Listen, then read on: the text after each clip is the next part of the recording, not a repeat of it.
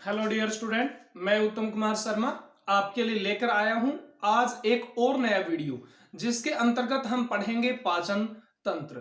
तो सबसे पहले आपको बताता हूं कि पाचन क्या चीज होती है। पाचन का मतलब होता है जटिल भोजन को सरल अवयवों के रूप में तोड़ देना। पाचन की ये जो क्रिया है प्रत्येक जीव में पाई जाती है, जिसको हम दो प्रमुख भागों में बांट सकते हैं। सबसे पहला पाचन यदि देखें तो उस पाचन को कहते हैं अंतः कोशिकीय पाचन, और दूसरे प्रकार का जो पाचन हो सकता है वो होता है बाह्य कोशिकीय पाचन। तो पाचन को हम दो भागों में बांट सकते हैं, अंतः कोशिकीय पाचन और बाह्य कोशिकीय पाचन। अंतः कोशिकीय पाचन निम्न श्रेणी के जीवों में पाया जाता है और खास तौर से कोशिका के अंदर पाए जाने वाली खाद्य धानी के द्वारा संपन्न होता है। यदि भोजन का पाचन खाद्य धानी के द्वारा हो तब उसे हम क्या कहेंगे, अंतः कोशिकीय पाचन। और किन में मिलेगा? निम्न स्तरीय जीवों में मिलेगा, जैसे कि अमीबा। जब मैंने आपको रिक्तिका पढ़ाई थी तो उस रिक्तिका के अंतर्गत बताया था खाद्य धानी। तो उस खाद्य धानी में जो पाचन हो रहा है उसे हम क्या बोल रहे हैं, अंतः कोशिकीय पाचन। और मिलेगा किसमें? निम्न स्तरीय जीवों में। दूसरे प्रकार का पाचन बाह्य कोशिकीय पाचन। अब बाह्य कोशिकीय पाचन जो है ये क्या चीज है? पाचन का कार्य यदि किसी विशेष तंत्र में हो, पाचन का कार्य यदि किसी विशेष तंत्र में हो तब उसे हम क्या कहेंगे, बाह्य कोशिकीय पाचन। जैसे मानव के अंदर या जितने भी विकसित जीव हैं सभी के अंदर पाचन कौन सा होता है, बाह्य कोशिकीय पाचन। तो यहां पर हम डिटेल किसकी करने वाले हैं, बाह्य कोशिकीय पाचन की। अब बाह्य कोशिकीय पाचन को हम किसके अंतर्गत देखेंगे, पाचन तंत्र के अंतर्गत। तो एक ऐसा तंत्र जो जटिल भोजन को सरल भोजन में बदलता हो उसे हम क्या कहेंगे, पाचन तंत्र कहेंगे। मानव के पाचन तंत्र की यदि चर्चा की जाए, सबसे इंपॉर्टेंट होता है मानव का पाचन तंत्र। मानव के पाचन तंत्र की यदि बात की जाए तो उसे हम दो प्रमुख भागों में फिर से बांट सकते हैं। मानव के पाचन तंत्र में पहला पार्ट जो बनता है वो होती है आहार नाल, और दूसरा इसका पार्ट बना सकते हैं अपने पाचक ग्रंथियां। ये हमने केवल अध्ययन की सुविधा की दृष्टि से बांटा है, बाकी ये दो भाग बनाने कोई जरूरी भी नहीं है। यानी आपसे पूछा जाए मानव में पाचन का कार्य कहां पर संपन्न होता है तो हम कहेंगे आहार नाल में, और उस कार्य में सहयोग कौन करती है, पाचक ग्रंथियां। तो पहले हम जो डिटेल करने वाले हैं वो है आहार नाल, एलिमेंट्री केनाल के बारे में। आहार नाल यदि देखी जाए मानव की तो आहार नाल एक नलिकानुमा भाग जिससे होकर भोजन गुजरता है उसे हम कहते हैं आहार नाल। मानव की आहार नाल मुख से लेकर गुदा तक पाई जाती है। मानव की आहार नाल मुख से लेकर गुदा तक पाई जाती है। यदि आपसे कहा जाए कि इस जीव में अपूर्ण आहार नाल है तो अपूर्ण आहार नाल का मतलब है वहां पर निगल द्वार और उत्सर्जन छिद्र एक ही होंगे, मतलब वहां पर गुदा नहीं होगी, एनस नहीं होगी। लेकिन पूर्ण पाचन तंत्र की बात की जाए तो मुख और गुदा अर्थात निगल द्वार अलग होता है और उत्सर्जन छिद्र अलग होता है। तो जिस जीव में गुदा पाई जाएगी समझ लो उसमें आहार नाल पूर्ण है। तो मानव में आहार नाल पूर्ण पाई जाती है। अब पूर्ण आहार नाल, इसका मतलब आहार नाल कहां से लेकर कहां तक होती है, मुख से लेकर गुदा तक पाई जाती है। मुख वो छिद्र है जहां से भोजन को ग्रहण किया जाता है, और गुदा वो छिद्र है जहां से अपशिष्ट पदार्थों को शरीर से बाहर उत्सर्जित किया जाता है। इसके अलावा और कौन कौन से पार्ट हैं ये आपको जान लेने जरूरी है, इनका क्रम ध्यान रखना, क्योंकि परीक्षा में यदि पूछ ले मानव के भोजन का क्रम निम्न में से कौन सा सही है तो वहां पर आप ध्यान रखिएगा क्रम क्या होगा। मुख लिख देता हूं मैं यहां पर, सबसे पहले मुख, मुख के पश्चात ये जो खालिस्तान दिखाई दे रहा है इसको हम बोलते हैं मुख गुहा। तीसरा पार्ट जो दिखाई दे रहा है वो आएगी गर्सनी। तीसरे पार्ट में कौन आएगी, गर्सनी, जिसको अंग्रेजी में बोला जाता है फेरिंग्स। ध्यान रखना अंग्रेजी के नाम में मैं आपको वही बताता हूं जो कि ज्यादा इंपॉर्टेंट है। गर्सनी को क्या कहते हैं? फेरिंग्स। इसके पश्चात गर्सिका, ये जो क्षेत्र है ये गर्सनी का है, नाम देख लो गर्सनी, ये क्षेत्र गर्सनी का है। और ये जो नलिका दिखाई दे रही है ये कौन है? गर्सिका। गर्सिका को अंग्रेजी में कहते हैं ईसोफेगस, गर्सनी को फेरिंग्स और गर्सिका को ईसोफेगस। गर्सिका के बाद आता है आमाशय, आगे बिल्कुल आसान है, आमाशय आ गया। आमाशय के पश्चात आता है छोटी आंत्र, और छोटी आंत्र के पश्चात आती है बड़ी आंत्र। और बड़ी आंत्र का अंतिम भाग किसके द्वारा शरीर से बाहर खुलेगा? गुदा के द्वारा शरीर से बाहर खुल जाएगा। तो मानव की आहार नाल में जो भोजन का क्रम है वो क्रम क्या होगा? सबसे पहले मुख, फिर मुख गुहा, गर्सनी, गर्सिका, आमाशय, छोटी आंत्र, बड़ी आंत्र और गुदा। ये क्रम आपको ध्यान रखना है। क्रम में आपको कहीं दिक्कत नहीं आने वाली, दिक्कत आपको आएगी यहां पर।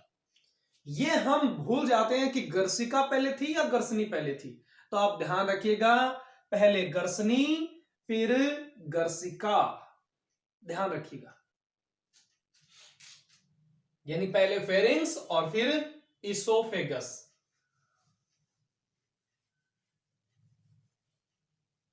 अब हम आहार नाल के प्रत्येक पार्ट का डिटेल से वर्णन करने जा रहे हैं। जो आपकी रीड के लिए आवश्यक होगा उसमें सामान्य कुछ बातें आएंगी, वो आपको ध्यान में रखनी है। सबसे पहले आ रहा है मुख। मुख वो छिद्र है जिसके द्वारा भोजन को ग्रहण किया जाता है, और मुख दो ओष्ठों से घिरी छिद्रनुमा संरचना को कहा जाता है। कोई इसमें ध्यान रखने वाली बात नहीं है, कोई खास नहीं इसमें। इसके पश्चात दूसरा पार्ट जो हम देखते हैं वो है मुख गुहा। इंपॉर्टेंट ये है मुख गुहा। मुख जिस खाली स्थान में खुलता है उसको हम बोलते हैं मुख गुहा। एक मुख गुहा में क्या क्या संरचनाएं मिलेंगी? आपको मिलेंगी जीभ, आपको मिलेंगे इसके अंदर दांत, और आपको मिलेगी इसके अंदर लार ग्रंथियां।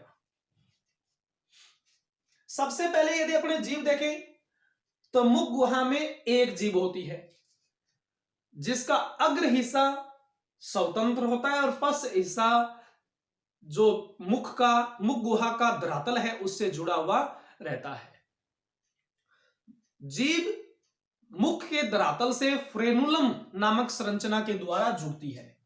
किसके द्वारा जुड़ती है? फ्रेनुलम के द्वारा। कोई रीड के लिए तो ज्यादा इंपॉर्टेंट नहीं, फिर भी ध्यान दे लेना कि जीभ धरातल के साथ किसके द्वारा जुड़ी रहती है? फ्रेनुलम के द्वारा जुड़ी रहती है। इसके अलावा जीभ का महत्व क्या है? पहली बात तो जीभ के ऊपर कुछ दानेदार लाल लाल रंग की संरचनाएं आपको दिखाई देती होंगी जिन्हें अपने कहते हैं स्वाद कलिकाएं। ये स्वाद कलिकाएं भोजन के स्वाद को पहचान कर लार ग्रंथियों को उत्तेजित करने का काम करती है। जीभ बताती है कि कौन सा भोजन लजीज है। यदि भोजन लजीज है तो वो लार ग्रंथियां अपने आप उत्तेजित हो जाएंगी और पाचन के लिए लार स्रावित कर देंगी। इसके अलावा जीभ मुख गुहा में भोजन को पीसने के दौरान उसको मथने का काम भी करती है। ये एक पेशीय संरचना है जो भोजन को मथने का काम करती है। इसके अलावा दांतों की सफाई करने का काम भी ये करती है। तो जीभ ये होगी, ध्यान रखना, स्वाद कलिकाएं और भोजन को मथना। इसके अलावा यदि हम लार ग्रंथियां देखें तो मानव में 3 जोड़ी लार ग्रंथियां पाई जाती हैं। आप बस इनकी संख्या ध्यान रखिएगा। मानव में कितनी जोड़ी लार ग्रंथियां पाई जाती हैं? 3 जोड़ी लार ग्रंथियां पाई जाती हैं। और ध्यान रखना, मेंढक में लार ग्रंथियां नहीं पाई जाती। मेंढक में लार ग्रंथि कहां काम आएंगी? मच्छर को चिपकाता है और डायरेक्ट निगल जाता है। मुख गुहा में तो उसने कुछ किया ही नहीं, तो लार ग्रंथियों का वहां पर कोई काम नहीं। तो ध्यान रखना, मेंढक में लार ग्रंथियां नहीं पाई जाती। और मानव में कितनी है? 3 जोड़ी लार ग्रंथियां हैं। कहां कहां पर होती हैं ये 3 जोड़ी? इनमें से एक जोड़ी होती है जीभ के नीचे, ये देखो यहां एक जोड़ी होती है जीभ के नीचे, दूसरी जोड़ी होती है जबड़ों के नीचे, यहां पर जबड़ों के निचले हिस्से में। एक जीभ के नीचे, दूसरी जोड़ी जबड़ों के नीचे, और तीसरी जोड़ी कान के निचले हिस्से में, तीसरी जोड़ी कान के निचले हिस्से में, जिसको पैरोइटिड ग्लैंड भी कहा जाता है। ध्यान रखना, पैरोइटिड लार ग्रंथि किसको कहा जाता है? जो कान के नीचे ग्रंथि है। इसके अलावा लार ग्रंथियों के पश्चात यदि हम देखें दांत, तो मानव के यदि दांतों की बात की जाए तो मानव में एक वयस्क व्यक्ति के अंदर कुल कितने दांत मिलते हैं? 32। वयस्क मानव में कितने दांत? 32। लेकिन यदि आपसे पूछ लिया जाए कितने मिल्क टीथ हैं, दूध के दांत कितने होते हैं बच्चे में, तो दूध के दांत कितने हैं? 20। दूध के दांत कितने होते हैं? 20। और वयस्क मानव में दांत कितने होते हैं? 32 होते हैं। इनकी संख्या के पश्चात यदि दंत सूत्र देखा जाए तो आपको बता दें कि मानव में 4 प्रकार के दांत पाए जाते हैं, आई, सी, पीएम, एम। आई सी, ये क्रम निश्चित रखना, आई सी पीएम एम, यानी मैंने, आई सी मैंने देखा, किसको? प्राइम मिनिस्टर मोदी को देखा। आई सी प्राइम मिनिस्टर मोदी, ये क्रम ध्यान रखिएगा, आई सी पीएम मोदी। यहां पर ये ट्रिक थी।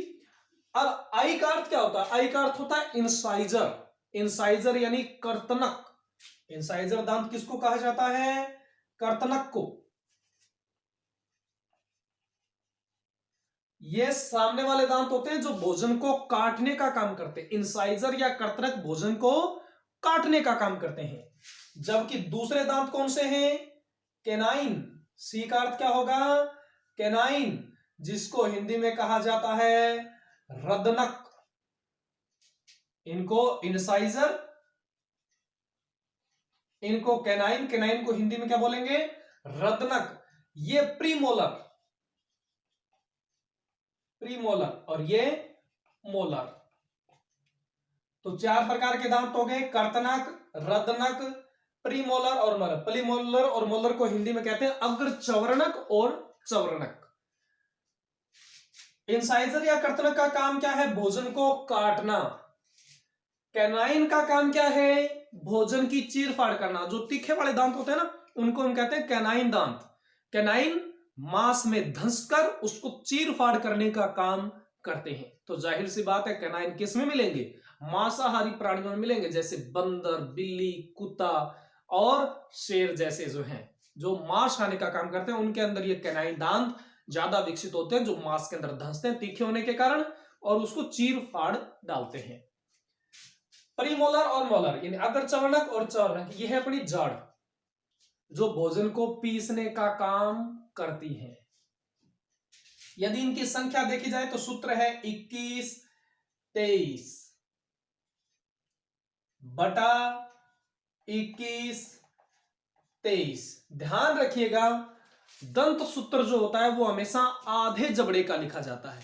तो ये दंत सूत्र जो है वो आधे ऊपरी जबड़े का और आधे निचले जबड़े का है। 21 23 बटा 21 23, यानी ऊपर वाले आधे जबड़े में इंसाइजर कितने होंगे? 2। ऊपर वाले आधे जबड़े में कैनाइन कितने होंगे? 1। ऊपर वाले आधे जबड़े में प्रीमोलर कितने होंगे? 2। ऊपर वाले आधे जबड़े में मोलर कितने होंगे? 3। इसी प्रकार से निचले में, तो 21 23 बटा 21 23, ये आधा आधा जबड़ा आ गया, गुणा हम कर देंगे 2। गुणा 2 करते ही क्या हो जाएगा? जबड़ा पूरा हो जाएगा। जो आधे जबड़े का सूत्र था वो क्या हो जाएगा? पूरे जबड़े का हो जाएगा। ऊपर वाले में देखो कितने? 2 1 3 2 5 और 3 8। तो नीचे वाले में भी कितने हैं? 8। 8 ऊपर वाले में आधे जबड़े में, 8 नीचे वाले जबड़े में। गुणा कर दिया 2 तो 16 ऊपर वाले जबड़े में हो गए और 16 नीचे वाले जबड़े में। टोटल दांत कितने हो गए? 32। तो ध्यान रखिएगा, मानव का दंत सूत्र क्या है? 21 23 बटा 21 23। यदि मानव के जबड़ों में दांतों को और देखा जाए, दंत सूत्र अच्छी तरह से ध्यान रखिएगा, इंपॉर्टेंट है ये। इसके अलावा मानव के दांतों की विशेषता देखी जाए तो मानव के दांत ग्रतदंती होते हैं। ग्रतदंती को कहा जाता है थीकोडोंट। कैसे होते हैं मानव के दांत? ग्रतदंती यानी थीकोडोंट होते हैं। थीकोडोंट का अर्थ मसूड़ों के अंदर धसे हुए पाए जाते हैं। इसके अलावा देखा जाए ग्रतदंती के बाद द्विबारदंती। द्विबार दंती यानी डाइफोडोंट, डाई शब्द का अर्थ ही होता दो, डाइफोडोंट, डोंट का मतलब दांत और डाई का मतलब दो, यानी दांत मानव में कितनी बार आते हैं? 2 बार आते हैं। पहले वाले मिल्क टीथ जो अस्थायी होते हैं और उनके स्थान पर बाद में आ जाते हैं स्थायी दांत।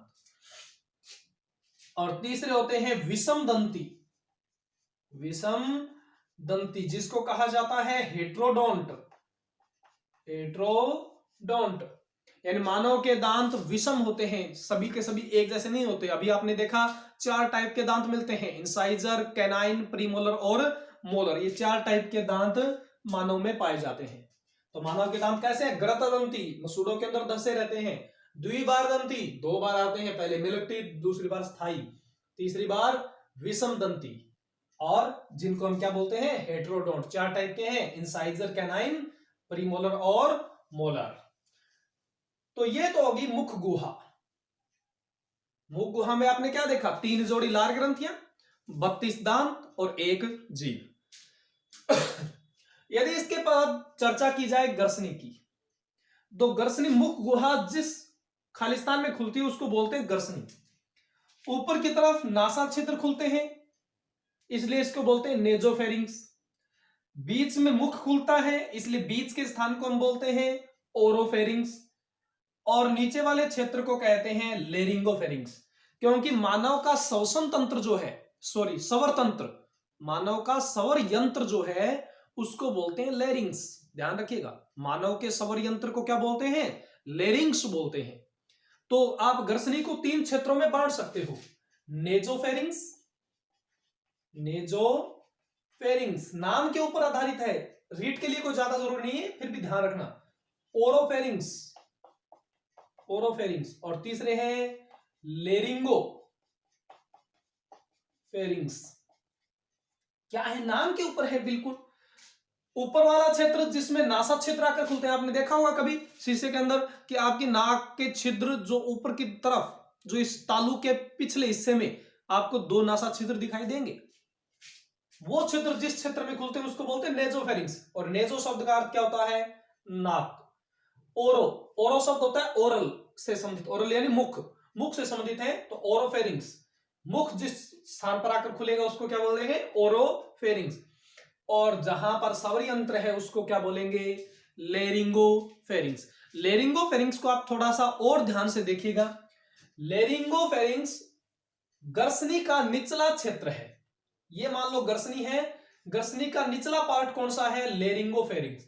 इस लेरिंगोफेरिंग्स में 2 छिद्र हैं। आगे वाला छिद्र जो है, ये छिद्र, इसको बोलते हैं घाटी द्वार या ग्लोटिस। क्या बोलेंगे इसको? घाटी द्वार या ग्लोटिस। यानी एक छिद्र आगे की तरफ है, एक छिद्र उसके पीछे की तरफ है, ऐसे है।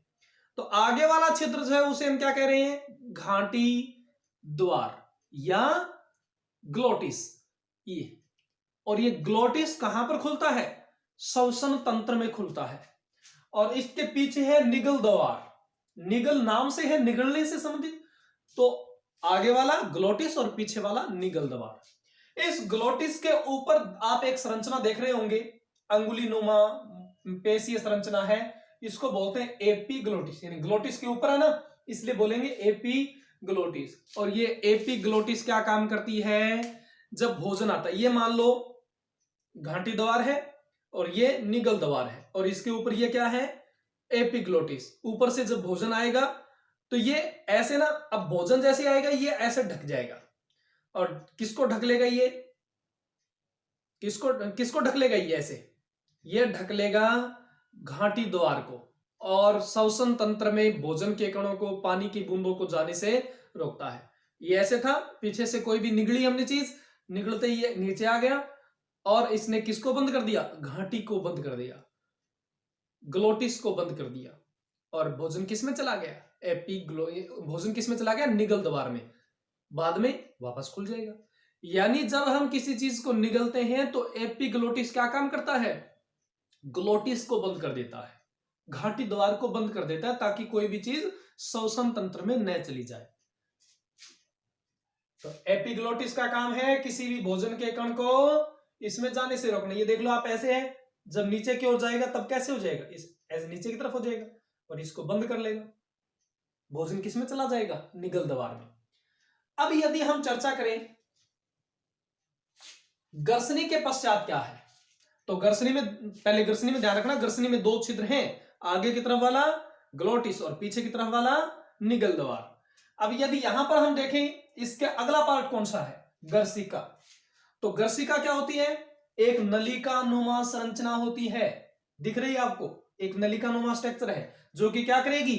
भोजन को ग्रसनी से अमाशय तक पहुंचाने का काम करती है।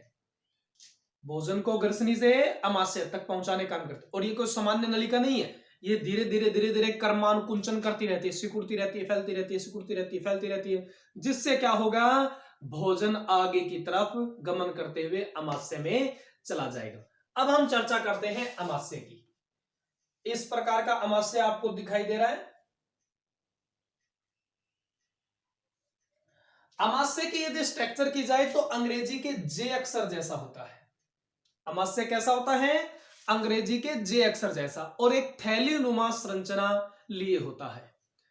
यदि आपसे पूछा जाए भोजन के पाचन का प्रारंभ कहां से होता है, तो भोजन के पाचन का प्रारंभ होता है मुख गुहा से, और सर्वाधिक समय तक पाचन किसमें होता है? वो है अमाशय में। सबसे ज्यादा भोजन यहीं पर ठहरता है। इसके तीन पार्ट बन सकते हैं। ऊपर वाले पार्ट को हम कहेंगे कार्डियक क्षेत्र, बीच वाले को कहेंगे फंडिक क्षेत्र, और सबसे लास्ट वाले को कहेंगे पाइलोरिक। हिंदी में ये नाम बड़े ही आसान है।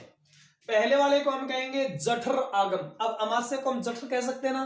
भोजन सबसे पहले कहां आता है? ये ग्रसनी, ये ग्रसिका नहीं, ग्रसिका से भोजन कहां आया? जठर के पहले भाग में, इसलिए कह दिया जठर आगम। ये इसका मध्य भाग हो गया, और इसको हम कहेंगे जठर निर्गम भाग। यहां से भोजन कहां चला जाएगा? अंतर में चला जाएगा, इसलिए इसको कह देंगे जठर निर्गम भाग। जठर आगम, मध्य और जठर निर्गम भाग। लेकिन आप लोग ध्यान रखना, ये नाम कार्डियक, फंडिक और पाइलोरिक, ये नाम भी याद रखने जरूरी है, या आसान है बिल्कुल। कार्डियक शब्द जो आता है वो हृदय के लिए आता है, और अमाशय का जो ऊपर वाला पार्ट है वो हृदय के निकट है, इसलिए हम इसको क्या कह देंगे? कार्डियक क्षेत्र कह देंगे। यहां पर आप ध्यान रखना, फंडिक क्षेत्र सबसे ज्यादा इंपॉर्टेंट है। ये फंडिक क्षेत्र ही वो क्षेत्र है जहां पर जठर ग्रंथियां पाई जाती हैं, और जठर ग्रंथियां क्या काम करती हैं? पाचक रसों का स्त्राव करती हैं। तो जितनी भी जठर ग्रंथियां वो कहां पर मिलेंगी? फंडिक क्षेत्र में। अब मैं आपको बता रहा हूं इनमें कौन कौन सी ग्रंथियां हैं, क्या उसका महत्व है। तो जठर भाग में कौन सी ग्रंथि है? जठर ग्रंथि। ये किसका स्त्राव करती है? जठर रस का स्त्राव करती है, जिसकी पीएच कितनी होती है? 1.2। ध्यान रखिएगा, जठर ग्रंथियां किसका स्त्राव करेंगी? जठर रस का, नाम से पता चल रहा है। और उसकी पीएच कितनी होती है? 1.2। बहुत बार पूछा गया है, जठर रस की पीएच कितनी है? 1.2। अब ये जठर ग्रंथियां की बात की जाए तो जठर ग्रंथियां जठर रस का स्त्राव करती है। इसमें क्या क्या हो सकता है? पेप्सिनोजन। क्या होता है? पेप्सिनोजन। इसके अलावा HCl स्त्राव करती, और इसके अलावा क्या स्त्राव करती हैं? श्लेष्मा स्त्राव करती है। यानी जठर रस में तीन प्रमुख चीजें पाई जाती हैं। कौन कौन सी? पेप्सिनोजन। या आपको बता दूं, पेप्सिनोजन निष्क्रिय रूप है। जब पेप्सिनोजन को अम्लीय माध्यम मिलता है तो यह सक्रिय होकर पेप्सिन का निर्माण करता है। वास्तव में ये क्या होता है? पहले पेप्सिनोजन जो कि निष्क्रिय है, जब इसको अम्लीय माध्यम मिलेगा, जो कि कौन प्रदान करेगा? HCl। अम्लीय माध्यम कौन प्रदान करेगा? HCl। तो पेप्सिनोजन अम्लीय माध्यम पाकर किस में बदल जाएगा? पेप्सिन में बदल जाएगा, और प्रोटीन पाचन का कार्य करता है। ये क्या है? श्लेष्मा। श्लेष्मा क्या काम करती है?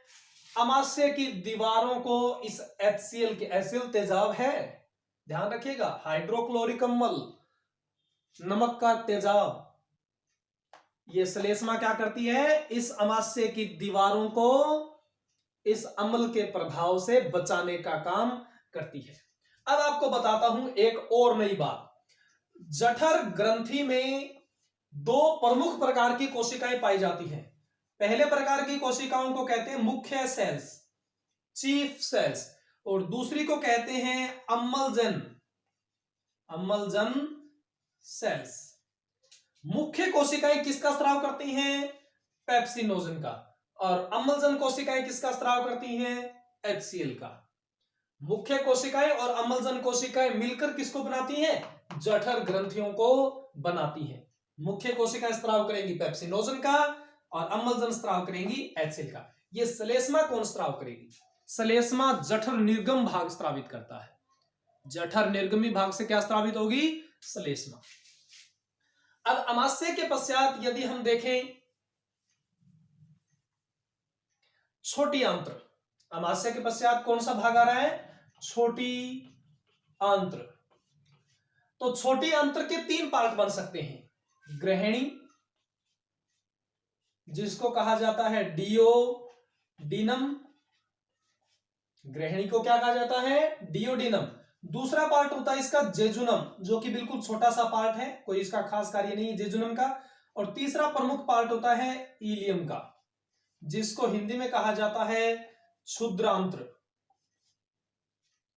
यानी छोटी आंत्र के 3 पार्ट हो गए। कौन कौन से? ग्रहणी, जिसको कहा जाता है डियोडिनम, दूसरा पार्ट है जेजुनम, और तीसरा पार्ट है इलियम, जिसको कहा जाता है क्षुद्र आंत्र। अब आपको बताएं ये ग्रहणी क्या है। ये देखो यू आकार की जो बन रही है, यहां पर एक एक करके चलते हैं। ग्रहणी की आकृति कैसी होती है? यू आकृति। अंग्रेजी के यू अक्षर के समान ये होती है, देख लो यहां पर। और इसी यू आकृति के बीच में क्या स्थित होती है? अग्नाशय ग्रंथि स्थित होती है। यहां पर देखो पत्ती की संरचना जैसी जो अग्नाशय ग्रंथि है, इसी ग्रहणी के बीच में स्थित है। और आपको बता दें कि यकृत ग्रंथि के द्वारा स्रावित पित्तरस और अग्नाशय स्रावित अग्नाशयी रस, यानी ये यकृत ग्रंथि और अग्नाशय ग्रंथि दोनों कहां पर खुलती हैं? दोनों खुलती हैं ग्रहणी में। यहां देखिएगा ध्यान लगाकर, यकृत से रस आता है पित्ताशय में। यकृत की हेपेटिक सेल्स, यकृत की हेपेटिक सेल्स बनाती हैं पित्तरस को। यह पित्तरस इकट्ठा होता है पित्ताशय में। पित्तरस किस में एकत्रित होता है? पित्ताशय, जिसको कहा जाता है गाल ब्लेडर में एकत्रित होता है। इस गाल ब्लेडर से ये कहां आ रहा है? ग्रहणी में। लेकिन उससे पहले एक चीज और देखिए, अग्नाशय से भी एक नलिका निकली। अग्नाशय की नलिका और यकृत की नलिका दोनों आपस में मिल रही हैं और मिलकर कहां खुल रही है? ये ग्रहणी में। यानी अग्नाशय की नलिका और यकृत की नलिका परस्पर संयुक्त होती है और संयुक्त होकर किस में खुल जाती हैं? ग्रहणी में खुल जाती है। यह हो गया ग्रहणी। ग्रहणी के पश्चात जेजुनम, जो कि इलियम और डियोडिनम को जोड़ने का काम करता है। ग्रहणी और क्षुद्र आंत्र को जोड़ने का काम करता है जेजुनम, कोई खास चीज नहीं। सबसे इंपॉर्टेंट पार्ट है इलियम का। ये मान लो इलियम है। इलियम में कुछ अंगुलीनुमा उभार दिखाई देते हैं इस प्रकार। इन अंगुलीनुमा उभारों को कहा जाता है विलाई। इलियम में कुछ अंगुलीनुमा उभार पाए जाते हैं, जिसको कहा जाता है विलाई। और इन विलाई के ऊपर भी पतली पतली छोटी छोटी रेशेदार संरचनाएं पाई जाती हैं, जिनको कहा जाता है माइक्रो विलाई। यानी विलाई के ऊपर जो रेशेदार संरचनाएं हैं उनको हम क्या कहेंगे? Micro villi. आंत्र की सतह के ऊपर अंगुलीनुमा उभार क्या है? विलाई। और इन अंगुलीनुमा उभारों के ऊपर और ज्यादा पतली रेशेदार संरचनाएं, जिनको हम कहते हैं माइक्रोविलाई। अब यदि आपको बताएं कि विलाई और माइक्रोविलाई दोनों मिलकर किसका निर्माण करती हैं? ब्रश बॉर्डर का। आपसे पूछा जाए ब्रश बॉर्डर नामक संरचना किससे मिलकर बनी है? माइक्रोविलाई से। और ये ब्रश बॉर्डर कहां पर पाया जाता है? छोटी आंत्र में पाया जाता है। काम क्या है इस ब्रश बॉर्डर का? ब्रश बॉर्डर अवशोषण के क्षेत्र को बढ़ाने का काम करता है, उसके एरिया को बढ़ाने का काम करता है।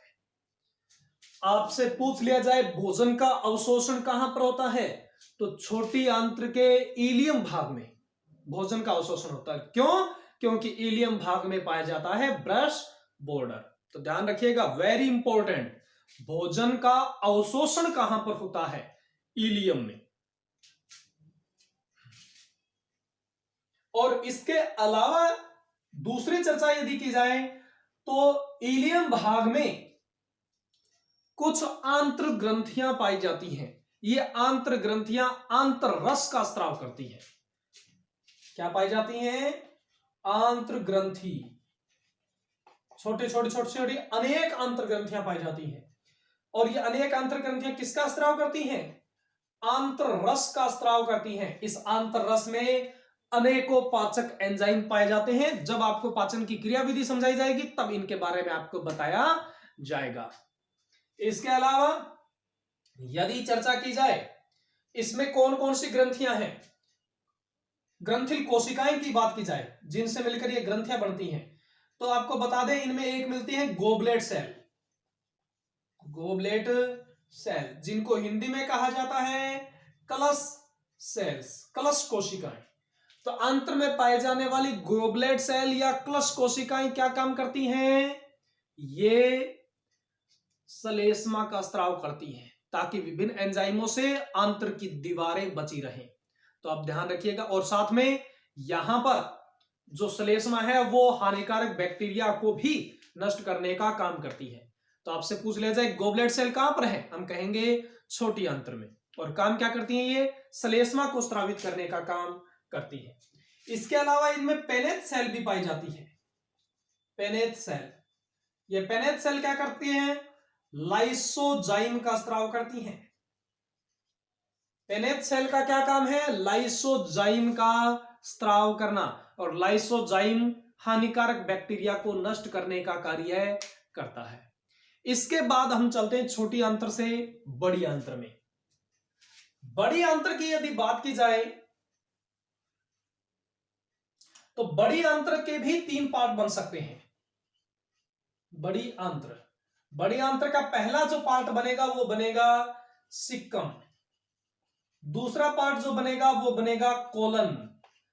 और तीसरा पार्ट जो बनेगा वो बनेगा रेक्टम। इसको बोलते हैं सिक्कम को अंधनाल। सिक्कम को बोला जाता है अंधनाल। कोलन को बोला जाता है वृहद आंत्र। और रेक्टम को बोला जाता है मलाशय। आप ये नाम भी ध्यान रखिएगा, सिक्कम, कोलन और रेक्टम। कहीं सोचो भी हिंदी वाले नाम आसान है हम वो याद कर लें, नहीं, आपको अंग्रेजी वाले में आपको वही बताता हूं जो इंपॉर्टेंट है। सिक्कम यानी अंधनाल, और कोलन यानी वृहदांत्र, रेक्टम यानी मलाशय। ये सब किसके हिस्से हैं? बड़ी आंत्र के ही हिस्से हैं। यदि हम देखें सबसे पहले सिक्कम या अंधनाल को, तो वृहद आंत्र यानी कोलन और इलियम जो कि छोटी आंत्र का हिस्सा है, इनके संधि स्थल पर अवशेषी भाग के रूप में क्या पाई जाती है? अंधनाल पाई जाती है। तो अंधनाल या सिक्कम अवशेषी भाग है। इसमें कुछ वैज्ञानिक तो कहते हैं भी कुछ बैक्टीरिया पाए जाते हैं जो हानिकारक रोगाणुओं को नष्ट करने का काम करते हैं। यदि आपसे पूछा जाए सहजीवी बैक्टीरिया कहां पर पाए जाते हैं, तो सहजीवी बैक्टीरिया पाए जाते हैं बड़ी आंत्र में।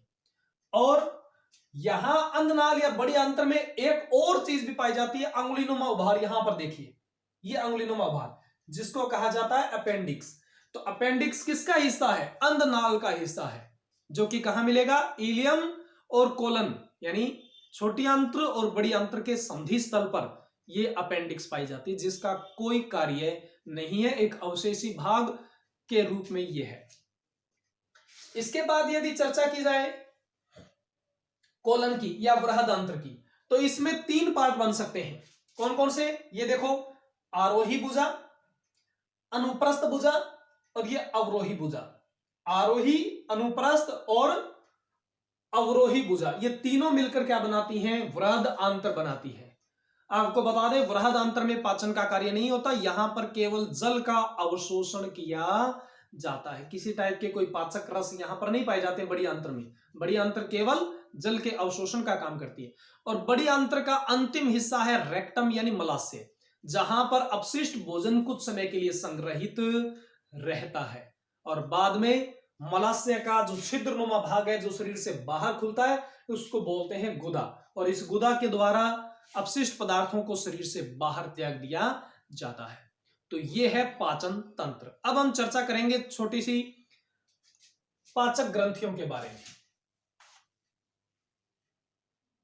तो पाचक ग्रंथियों की यदि चर्चा की जाए तो पाचक ग्रंथियों में 3 पाचक ग्रंथियां हम यहां पर पढ़ रहे हैं।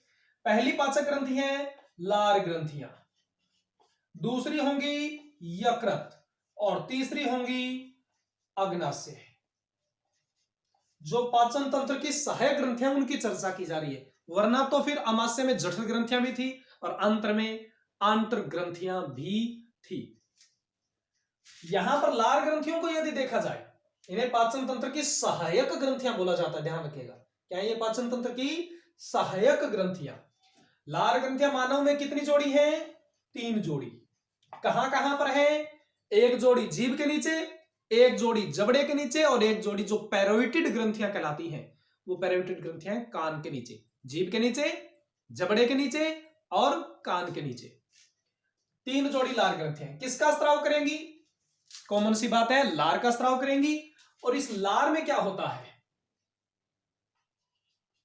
लार का स्त्राव करेंगी। लार में प्रमुख एंजाइम है टाइलिन या एमाइलेज, जो कि भोजन के पाचन का काम करता है। ये तो मैं आपको बताऊंगा पाचन की जब क्रिया प्रणाली पढ़ेंगे तब। इसके अलावा इनमें एक लाइसोजाइम भी पाया जाता है, लाइसोजाइम। लार में प्रमुख रूप से टाइलिन या जिसको एमाइलेज भी कहते हैं, लार में टाइलिन या एमाइलेज जो कि स्टार्च को माल्टोज में बदलने का काम करता है। और इसके अलावा लाइसोजाइम भी पाया जाता है जो कि हानिकारक बैक्टीरिया को मारने का काम करता है। ये लार ग्रंथियां होंगी, बस इतना ध्यान रखना, 3 जोड़ी।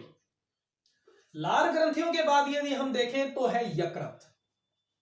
पता नहीं कितनी बार कितने कंपटीशनों में ये क्वेश्चन आ चुका है कि शरीर की सबसे बड़ी पाचक ग्रंथि कौन है, तो हम कहेंगे यकृत।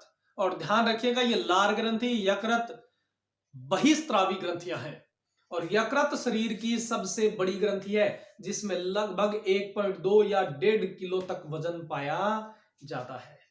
इसकी 2 प्रमुख पालियां हैं, बाई पाली और दाई पाली। वैसे इसमें अनेकों पालियां पाई जाती हैं और ये पालियां जो होती हैं ये यकृत की क्रियात्मक इकाई कहा जाता है। आपसे पूछा जाए यकृत की क्रियात्मक इकाई क्या है, तो हम कहेंगे पालियां। यकृत की जो लोब्स हैं, जो पालियां हैं, वो इनकी क्रियात्मक इकाई है। इसके अलावा आपको बता दें कि यकृत में कुछ कूफर सेल्स भी पाई जाती हैं। यकृत में क्या पाई जाती हैं? कूफर सेल, कूफर कोशिकाएं कहां पर पाई जाती है? यकृत में। और ये काम क्या करती हैं? हानिकारक रोगाणुओं के भक्षण का काम करती हैं कूफर सेल्स। अब कुंफू नाम से ध्यान रखना, कुंफू किसके लिए? दुश्मनों के लिए होता है। तो कूफर सेल्स रोगाणुओं को नष्ट करने के लिए। इसके अलावा आप ध्यान रखना ऑर्निथीन चक्र, ऑर्निथीन चक्र, ये ऑर्निथीन चक्र भी कहां पर संपन्न होता है? यकृत में संपन्न होता है। ऑर्निथीन चक्र का काम क्या है? ऑर्निथीन चक्र हानिकारक अमोनिया को यूरिया में बदलने का काम करता है। हमारे शरीर में जो अमोनिया बनती है, जो नाइट्रोजन अपशिष्ट पदार्थ बनते हैं, उनको कम हानिकारक यूरिया में बदलने का काम करते हैं। तो आपसे पूछा था यूरिया का निर्माण कहां पर होता है, हम कहेंगे यकृत में। और किस चक्र के द्वारा? ऑर्निथीन चक्र के द्वारा। इसके अलावा यकृत जो है वो ग्लाइकोजन संग्रहण का काम करता है। यकृत किसका संग्रहण करता है? ग्लाइकोजन संग्रहण का काम करता है। आपको पता होगा जंतुओं का संचित भोजन कौन है? ग्लाइकोजन। और मानव में यह ग्लाइकोजन कहां पर संपन्न होता है? यकृत में। पादपों का संचित भोजन स्टार्च और जंतुओं का संचित भोजन ग्लाइकोजन। और मानव में यह ग्लाइकोजन कहां पर संपन्न हो रहा है? यकृत में। और इसके बाद यदि चर्चा हम करें, ये विटामिन ए का संश्लेषण और संग्रहण करता है। ध्यान रखिएगा विटामिन ए कहां पर संश्लेषित और संग्रहित होती है, यानी निर्माण भी होता है और संग्रहण भी होता है, ये होता है यकृत में। इसके अलावा विटामिन बी और डी का संग्रहण किया जाएगा। विटामिन ए का तो संश्लेषण भी किया जाएगा और संग्रहण भी किया जाएगा यकृत में, और बी और डी विटामिनों का केवल संग्रहण किया जाता है यकृत की कोशिकाओं के द्वारा। इसके बाद में आगे चलते हैं अग्नाशय की ओर, सॉरी एक मिनट पहले पित्ताशय, जिसको कहा जाता है गॉल ब्लैडर। ये हरे रंग का होता है। पित्ताशय किस रंग का होता है? हरे रंग का। गॉल ब्लैडर या पित्ताशय यकृत की दाईं पाली के ठीक नीचे पाए जाने वाली एक छोटी थैलीनुमा संरचना है, जो पित्त रस का संग्रहण करती है ताकि आवश्यकता अनुसार पित्त रस का स्त्राव किया जा सके। ये पित्त रस काम क्या करता है वो हम पढ़ेंगे पाचन की क्रिया प्रणाली के अंतर्गत। इसके बाद तीसरी ग्रंथि है अग्नाशय। ये अग्नाशय ग्रंथि कहां पर पाई जाती है? यू आकार की ग्रहणी के बीच में, यहां पर ऐसे। ये यू आकार की ग्रहणी है, ग्रहणी के यहां पर ये क्या मिलेगी? अग्नाशय ग्रंथि मिलेगी। अग्नाशय एक मिश्रित ग्रंथि है। मिश्रित ग्रंथि का मतलब बहिस्त्रावी भी है और अंतःस्त्रावी भी है। अग्नाशय ग्रंथि में दो प्रकार की कोशिकाएं मिलती हैं। पहले प्रकार की को कहते हैं एसिनाई सेल्स और दूसरी को कहते हैं लैंगर हैंस के द्वीप समूह। एसिनाई कोशिकाएं बहिस्त्रावी हैं। एसिनाई कोशिकाएं कैसी हैं? बहिस्त्रावी। और लैंगर हैंस के द्वीप समूह कैसे हैं? अंतःस्त्रावी के रूप में काम करते हैं। यदि हम चर्चा करें एसिनाई कोशिकाओं की, तो ये अग्नाशय रस का स्त्राव करती हैं। अग्नाशय रस, जिसमें प्रमुख पाचक एंजाइम कौन सा पाया जाता है? ट्रिप्सिन पाया जाता है। प्रमुख पाचक एंजाइम कौन पाया जाता है इसमें? ट्रिप्सिन। एसिनाई कोशिकाएं अग्नाशय रस का स्राव करेंगी, जिसमें क्या मिलेगा? ट्रिप्सिन। इसके अलावा लैंगर हैंस का द्वीप समूह जो है, दूसरा आपको कौन सा बताया? लैंगर हैंस के द्वीप समूह। इनमें तीन प्रकार की कोशिकाएं मिलती हैं, अल्फा, बीटा और डेल्टा या गामा। अल्फा कोशिकाएं क्या काम करती हैं? ग्लाइकोजन का स्राव करती हैं। ग्लूकागोन का, ग्लूकागोन। अल्फा कोशिकाएं किसका स्राव करती हैं? ग्लूका। ध्यान रखना कौन सी कोशिका किसका स्राव करती है, वेरी इंपॉर्टेंट। अल्फा कोशिकाएं ग्लूकागोन का स्राव करती हैं, जो कि ग्लाइकोजन को ग्लूकोज में बदलने का काम करता है। ग्लाइकोजन जो कि संचित भोजन है, उसको ग्लूकोज में कौन बदलेगा? ग्लूकागोन। और इसका ठीक विपरीत काम कौन करेगी? बीटा कोशिकाएं। असंख्य बार पूछा जा चुका है, बेहद इंपॉर्टेंट, अग्नाशय की कौन सी कोशिकाएं इंसुलिन का स्राव करती हैं? बीटा कोशिकाएं। नाम बी, नाम आ रहा बी, तो बीटा और इंसुलिन। तो बीटा कोशिकाएं इंसुलिन का स्राव करती हैं। ये इंसुलिन क्या काम करता है? ग्लूकोज को ग्लाइकोजन में बदल देता है। ग्लूकागोन ने क्या किया? ग्लाइकोजन को ग्लूकोज में बदला। उसका ठीक विपरीत काम करेगी इंसुलिन। इंसुलिन जो डायबिटीज वाले पेशेंट लेते हैं, उनमें क्या होता है? ग्लूकोज किस में बदल जाता है? ग्लाइकोजन में। तो इंसुलिन का काम है ग्लूकोज को ग्लाइकोजन में बदलना। और दूसरी अंतिम जो गामा या जिन्हें हम डेल्टा कोशिकाएं कहते हैं, ये क्या काम करती हैं? सोमेटोस्टेटिन का स्राव करती हैं। सोमेटोस्टेटिन जो कि एक संदमक हार्मोन है, का स्राव करती हैं। तो डेल्टा कोशिकाएं सोमेटोस्टेटिन का, बीटा कोशिकाएं इंसुलिन का और अल्फा कोशिकाएं ग्लूकागोन का स्राव करती हैं। तो धन्यवाद, आज के लिए इतना ही।